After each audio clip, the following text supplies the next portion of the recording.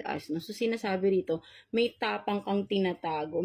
Yung tapang mo, hindi yung tapang na parang sabi nating tapang na parang walang sense or walang compassion, something like that, right? No, so but with divine badass, no, so you are this no badass in the way na you are in the right side, no, something like that, no. So hindi mo siguro nakikita sa sarili mo ito, no, mga Virgo natin, right? No, that is your inner strength, is you are this na meron kang tapang sa sarili mo, no, na akala mo lang ay parang sabihin natin na siguro tahimik lang kayo, no? But then, yung tapang nyo kasi, no, hindi yung tapang na nagagalit kayo. Iba kayo, iba yung mga ginagawa ninyo para mapatunayan niyo yung inyong sarili, right? No? So, from that, no, kung yung mga pinapakita ninyo na katapangan or kung ano man itong mga ginagawa ninyo sa sarili nyo, no? Nagpapakita yun ng katapangan or pagiging isang matatag na tao, no? Something like that, no? So, ayun yung nakikita din sa inyo ng mga tao sa paligid ninyo, no? Na parang hindi nila aakalain na parang sabihin natin na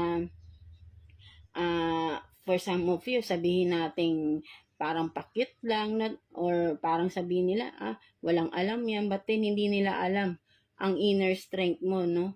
Kumbaga ang inner strength mo, you are this, no, marami kang alam, no, something like that, no. Hindi yung badass na sinasabi, hindi yung matapang matapang in the sense na yung bang you are knowledgeable, no, with the divine, no. Kasi pag sinabi nating divine, you are this na knowledgeable kayong tao, right? No, so ayun yung way para maging badass kayo, no. So ayun yung inner strength ninyo, yung mga knowledge na meron kayo, no, something like that, no, mga Virgo natin, no? Yung pagiging matalino ninyo, pagiging smart ninyo, something like that, no, na kahit parang simple lang kayo pero may ibubuga kayo, no, something like that. Hindi kayo nagmamatapang na katulad ng ibang pinapakitang matapang but then wala namang alam, no, empty, something like that, no. But then this is you, no, na you are very knowledgeable person, no, something like that, na kapag nakausap kayo ng mga tao ay